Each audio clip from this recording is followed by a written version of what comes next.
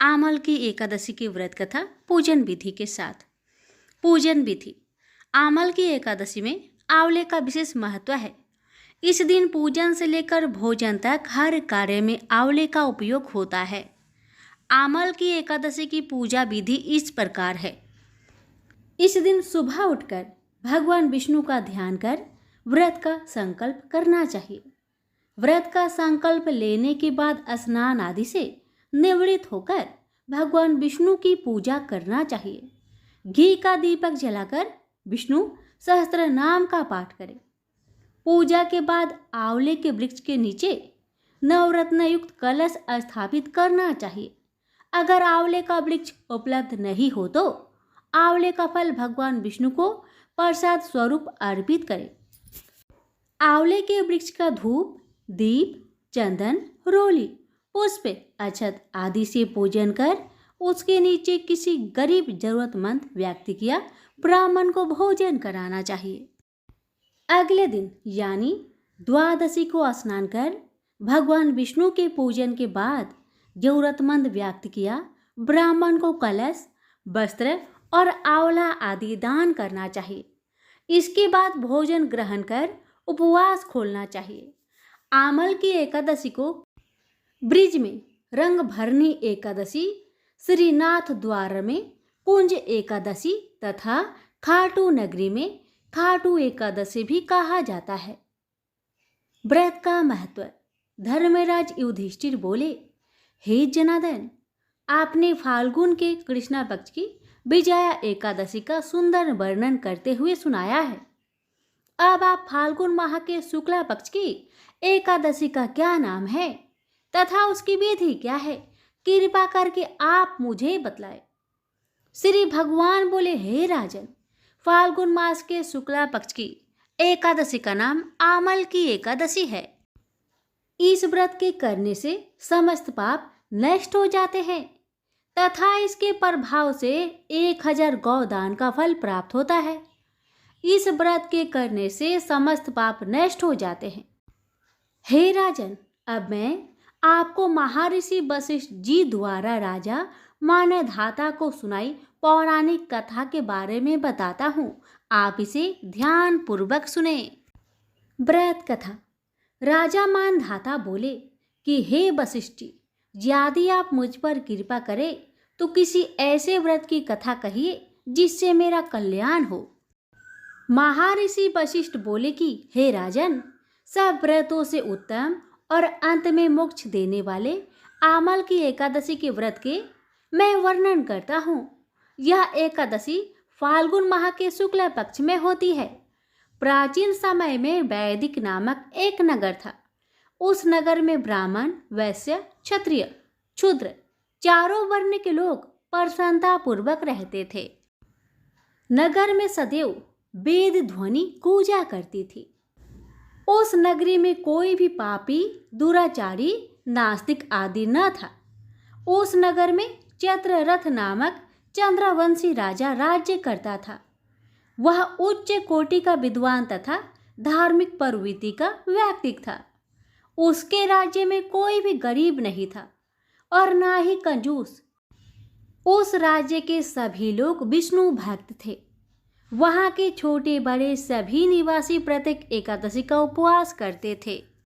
एक बार फाल्गुन माह के शुक्ला पक्ष की आमल की नामक एकादशी आई। उस दिन राजा और प्रत्येक प्रजाजन, वृद्ध से बालक तक ने आनंद पूर्वक उस एकादशी को उपवास किया। राजा अपनी प्रजा के साथ मंदिर में आकर कलश स्थापित करके तथा धूप, दीप, नैवेद्य, पंचरत्न, छत्र आदि से धात्री का पूजन करने लगा। वे सब धात्री की इस प्रकार स्तुति करने लगे, हे धात्री, आप ब्रह्म स्वरूपा है। आप ब्रह्मा जी द्वारा उत्पन्न हो और सभी पापों को नष्ट करने वाली हैं। आपको नमस्कार है। आप मेरा अर्घ्य स्वीकार करो। आप श्री रामचंद्र जी के द्वारा सम्मानित है। मैं आपसे प्रार्थना करता हूँ, मेरे सभी पापों का हरण करो। उस मंदिर में रात को सभी ने जागरण किया। रात के समय उस जगह एक बहेली आया। वह महापापी तथा दुराचारी था। अपने कुटुंब का पालन वह जीव हिंसा करके करता था। वह भूख प्यास से अत्यंत व्याकुल था। कुछ भोजन पाने की इच्छा से वह मंदिर के कोने में बैठ गया। उस जगह बैठकर वह भगवान विष्णु की कथा तथा एकादशी महात्म्य सुनने लगा। इस प्रकार उस बहेलिये ने सारी रात अन्य लोगों के साथ जागरण कर व्यतीत की। प्रातःकाल सभी लोग अपने अपने निवास घर चले गए। इसी प्रकार वह बहेलिया भी अपने घर चला गया और वहां जाकर भोजन किया। कुछ समय बीतने के पश्चात उस बहेलिये की मृत्यु हो गई। उसने जीव हिंसा की थी, इस कारण हालांकि वह घोर नरक का भागी था, परंतु उस दिन आमल की एकादशी का व्रत तथा जागरण के प्रभाव से उसने राजा विदुरथ के यहाँ जन्म लिया। उसका नाम वसुरथ रखा गया।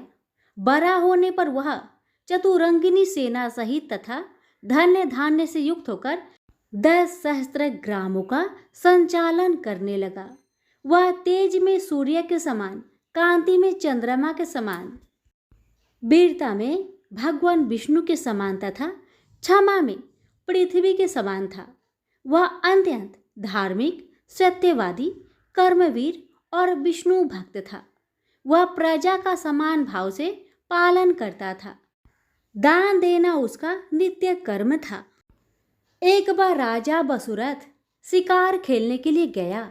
देवयुग से वन में वह रास्ता भटक गया और दिशा का ज्ञान न होने के कारण उसी वन में एक वृक्ष के नीचे सो गया। कुछ समय पश्चात पहाड़ी डाकू वहां आए और राजा को अकेले देखकर मारो मारो चिल्लाते हुए राजा वसुरथ की ओर दौड़े। वह डाकू कहने लगे कि इस दुष्ट राजा ने हमारे माता पिता पुत्र पौत्र आदि समस्त संबंधियों को मारा है तथा देश से निकाल दिया।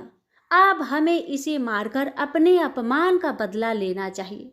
इतना कहे हुए डाकू राजा को मारने लगे और उस पर अस्त्र शस्त्र का प्रहार करने लगे। उन डाकुओं के अस्त्र शस्त्र राजा के शरीर पर लगते ही नष्ट हो जाते और राजा को पुष्पों के समान प्रतीत होते। कुछ देर बाद प्रभु इच्छा से उन डाकुओं के अस्त्र शस्त्र उन्हीं पर प्रहार करने लगे, जिससे वे सभी मूर्छित हो गए। उसी समय राजा के शरीर से एक दिव्य देवी प्रकट हुई। वह देवी अत्यंत सुंदर थी तथा सुंदर वस्त्रों तथा आभूषणों से अलंकृत थी। उसकी भूख कुरूटी टेढ़ी थी। उसकी आंखों से क्रोध की भीषण लपटें निकल रही थी।